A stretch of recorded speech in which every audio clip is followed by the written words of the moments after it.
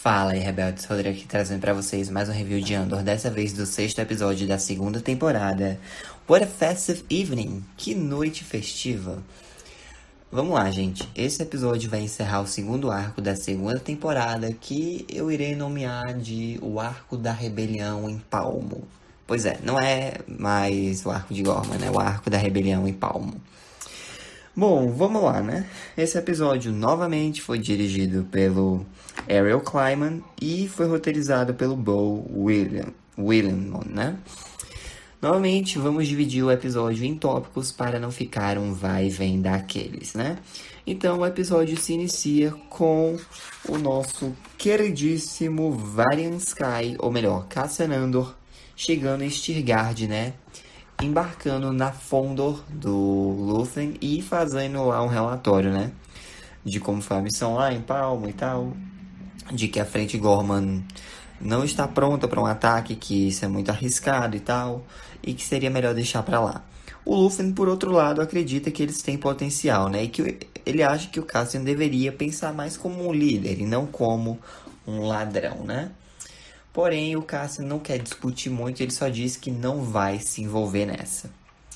Ele retorna para o esconderijo lá em Coruscant, né? Vê que o local tá todo arrumado, que a Bix aprontou, porque sabia que ele ia estar lá e tal. Eles trocam algumas carícias. Porém, ela revela que o Luthen, né? Ele a visitou depois que o Cassian saiu em missão. E ela comenta, né? Que ele ia botar ela em outra missão. Porém, mudou de ideia. Ela até tenta falar como se fosse besteira para o Cassian não se preocupar, mas ele ainda assim fica todo desconfiado do Luthen, falando que ele não pode fazer isso e tal, que ele sabe o estado que a Bix está. Enfim. Anoitece, né? Ele vai até a galeria do Luthen, isso é muito arriscado, e vai confrontá-lo sobre tudo que o Luthen tá fazendo e tal, como ele tá agindo. E o Luthen tentando apaziguar, dá a ele, né, um medalhão de compensação, como se fosse só um erro de comunicação entre eles, né? Inclusive, eu não sei se vocês notaram, mas ali, ó, tem um penduricalho de Star Wars, do Luke e do Darth Vader. Bem bacana, né? Mas, enfim. O Luthen, né, tá conversando com o Cassian, que ainda tá resmungando, que... Tipo, ele só põe em local que não vai dar em nada, que sempre é coisa nada a ver... E o Luffy diz, não foi você que me disse, me mate, eu me acolha e tal. Enfim, olha, você é impossível e tá sendo muito protetor com a Bix. A verdade é que vocês dois mudaram desde que se envolveram conosco, com a rebelião, né? E você queira ou não, ela vai precisar ser mais forte. Senão ela vai ser um risco. E aí o Cassian, ele diz que prefere trabalhar sozinho e que ele e a Bix vão dar um jeito. E aí ele vai embora, né? O Luthen fica meio ressentido. Mas ele já contacta a Kleia, né? No dia seguinte. Pra falar, né? Que a missão falhou. Que eles precisam de uma segunda remessa lá pra Palmo. Mas ela diz que o plano B já está em execução. E quem foi enviada pra lá? A Vel. Ela vai pra um café, né? Pra se encontrar com um contato. Esse contato é ninguém mais, ninguém menos que a Cinta, né? Já faz 1 ano que elas não se veem, né? Desde o casamento lá em Chandrila. E elas conversam e tal. A própria a própria Cinta comenta, né, que se acidentou em uma missão e que o Luthen decidiu não contar isso pra Vel, pra meio que deixar ela protegida. E as duas meio que percebem, né, que ele estava escondendo muitas coisas, né, deixando elas em missões separadas de propósito, para que a Vel se mantivesse focada, né, e não ficasse tão preocupada assim. De qualquer forma, as duas comentam um pouco, né, sobre a galera lá da frente Gorman, que foram informadas, né, de que eles não estão preparados, que eles querem liderar um ataque bem grande, que eles não sabem o que fazer, estão perdidinhos. E a Vel admite que que as condições para ela ir até Gorman seria justamente se a Cinta estivesse lá, e a Cinta admite, né, que ela só veio por causa da Vel mesmo. Então, né, ok, vamos agora para o BSI. O Major Partagás, né, conversa com o Tenente, ou melhor, com o Supervisor Hertz e o Supervisor Lone, né, porque o Dr. Gorst, do BSI, agora foi transferido, né, ele tá indo para Coruscant porque ele vai liderar um novo programa de inteligência imperial para militares. Ele não gosta muito disso e pede para que o Hertz e o Lone fiquem monitorando a situação, né. O Hert comemora, embora seja só uma missão, né? Não seja nada para se vangloriar, segundo o próprio Partagás. E depois que ele dá as costas, né? O Lone diz, tá bom, seguinte, você tá no comando, lidera, vê aí tudinho, depois você me avisa, tá? E o Hert fica sem palavras. E ok, né? Nós vamos falar agora um pouco sobre os planos. Planos no plural. Por quê? Porque nós temos 2 planos em andamento. Em Coruscant, nós vemos, né, que a Dedra infiltrou um agente em Palmo, que é justamente o Cyril. E o Partagás, né, tá observando tudo isso e tal, esperando que a missão dê certo, né? Enquanto isso, lá em Palmo, nós vemos a Vel e a Cinta fazendo um briefing da missão para a frente Gorman, porque basicamente vai ter um monte de comboios, né, com armamento, e eles vão roubar o armamento de um desses comboios. Porém, todos ali têm que fazer exatamente o que elas mandarem, seguirem ordens e estarem prontos para ouvirem. O Sam, né, e uma colega dele chamada Draina ficam questionando, né? Mas afinal de contas eles são os novatos ali. A Vel e a Cinta, elas têm mais experiência de campo, então elas dizem: não, vocês vão ficar calados, vão fazer tudo que a gente mandar. Vai estar tudo coordenado. Nós vamos dar cobertura por no máximo 6 minutos, que é o tempo necessário para parar o caminhão, roubar o carregamento de armas e ir embora, tá bom? Ninguém vai ficar com blasters. Só a Vel e a Cinta, tá bom? Eles ficam meio assim, mas concordam, né? E é declarado que o ataque será feito na noite do dia seguinte. Beleza. A Bix, ela tá no meio da noite, né? Ela toma mais um daqueles narcóticos pra evitar, né, os pesadelos. O Cassian acorda, percebe que a Bix não tá na cama, né? E ela fala que tem uma luz piscando. Provavelmente o Luthen passando mais alguma missão. Eles sabem que em algum momento vão ser encontrados, mas enfim. Seja lá qual for a missão, eles vão juntos. E aí, ok.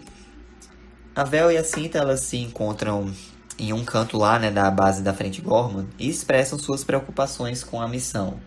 Porque a galera ali parece ser meio cabeça dura, não querem ouvir, é muito arriscada a primeira missão deles. Mas, no fim, elas dizem que vai dar tudo certo. As duas acabam se reconciliando, né? Porque passaram muito tempo separadas, agora voltaram a estar juntas. E aí, ok, vamos para Coruscant. E descobrimos, né, que a Mon Mothma tá levando o marido dela, o Perrin Furta, né, para vários eventos políticos, porque surgiram vários senadores novos promovendo, né, esses banquetes de investidura. E o Perrin contou pelo menos uns 80. Ele queria pular um ou outro chatinho, mas obviamente eles têm compromisso. A Mon, ela é deixada no Senado, né, e ela testemunha um dos senadores lá fazendo, né, uma exaltação imperial, que é um juramento à bandeira, basicamente. No começo ela até repete, mas depois vai ficando cada vez mais ressentida e vai embora, né, seguida pelo Semaj. O Luthen e a Kleia se organizam, né, para o evento. E vemos a Mon Mothma e seu marido Perrin chegando, né, até uma galeria de luxo, que é onde está ocorrendo o banquete de investidura promovido pelo Davos Sculdun. Eles são recebidos pelo senador de Alderaan, Bail Organa. Porém, muita gente estranhou, porque não é o mesmo ator, né? Só houve um pequeno recast aí. Quem está interpretando Bail Organa agora é o ator Benjamin Bratt. E o motivo disso foi explicado pelo Tony Gilroy. O outro ator, né? Eu esqueci o nome dele agora, perdão.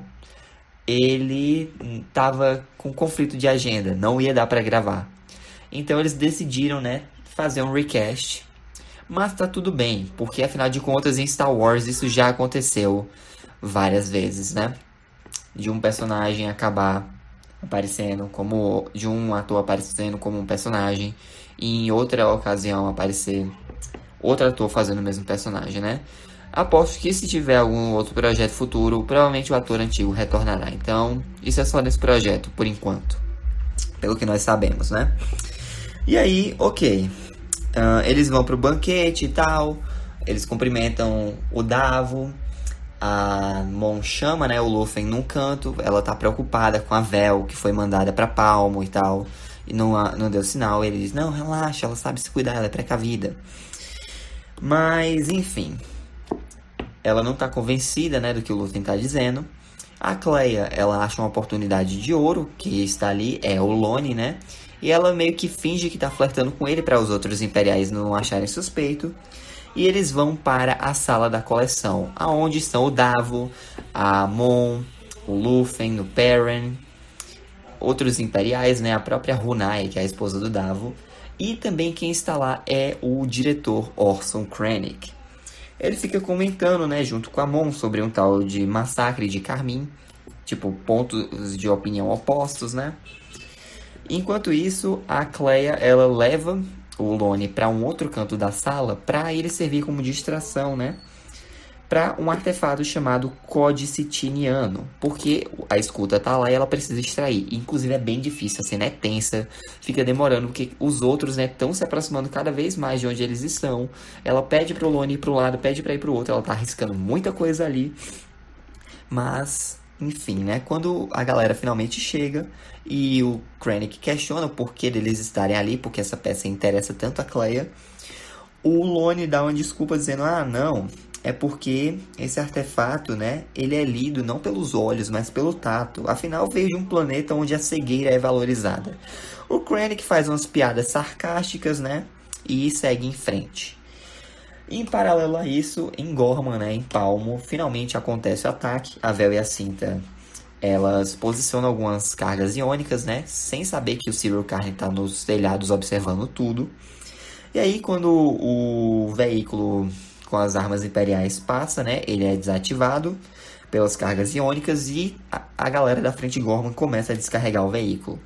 Porém, duas variáveis não estavam nos planos deles. Civis. Uma senhorinha, né, de idade aparece por ali e a Drina, ela escolta a velha de volta. Porém, quem também aparece é o Lezine, que alguns dias atrás, na reunião da prefeitura, demonstrou insatisfação com a presença do Império em Gorman, né? O Sam até tenta impedi-lo, mas o Lezine quer ver o que é que tá acontecendo. Então o Sam revela que ele tá com o blaster. Ele ameaça atirar no Lezine, que pensa ser um brinquedo, né? Os dois acabam lutando e um disparo é efetuado. O Cyril informa isso pelo comunicador para Dedra e para o Partagás, que decidem que isso é o bastante para que o Império haja. E aí descobrimos que o tiro não pegou no Lezine, não pegou no Sam, pegou na Cinta. E ela morreu. Pois é, a Vel fica desconcertada por um tempo, né? E é a Enza que meio que assume o papel ali, né? Da voz e da razão. Então todo mundo é escoltado pelo esgoto, vão para um veículo e conseguem fugir.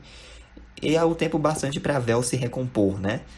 O Sam tá lá chorando, mas ela diz, não chore não. E ela dá todo um discurso como a Cinta era uma guerreira, como ela se dedicava, como ela era um milagre, né? E que basicamente, ela era o que o Sam e todo mundo ali almejariam um dia ser.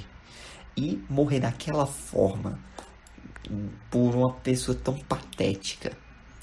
Enfim, basicamente, ele não tem o direito de derramar nenhuma lágrima por causa disso. Ele vai viver pelo resto da vida com essa culpa dentro de si. Nossa, é um discurso bem pesado que ela dá. Enfim, de volta a Coruscant, né? O Luffy e a Cleia saem da festa. A extração foi um sucesso, deu tudo certo. Mas vamos voltar para a Bix, né? O que é que está acontecendo? Vemos o Dr. Gorst lá na instalação militar da inteligência do Império, para onde ele foi transferido. Ele entra numa sala e a Bix já estava esperando por ali.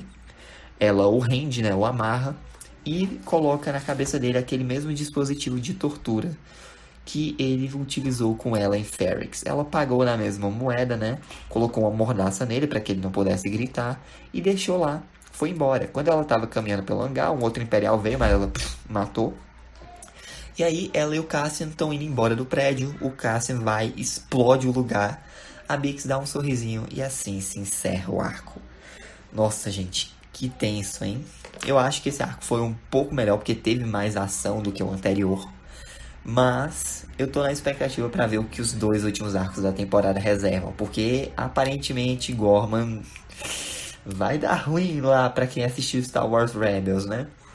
Vale lembrar que esse arco se passa cronologicamente entre a segunda e a terceira temporada de Rebels. Agora, o próximo arco vai ter um salto temporal de mais um ano.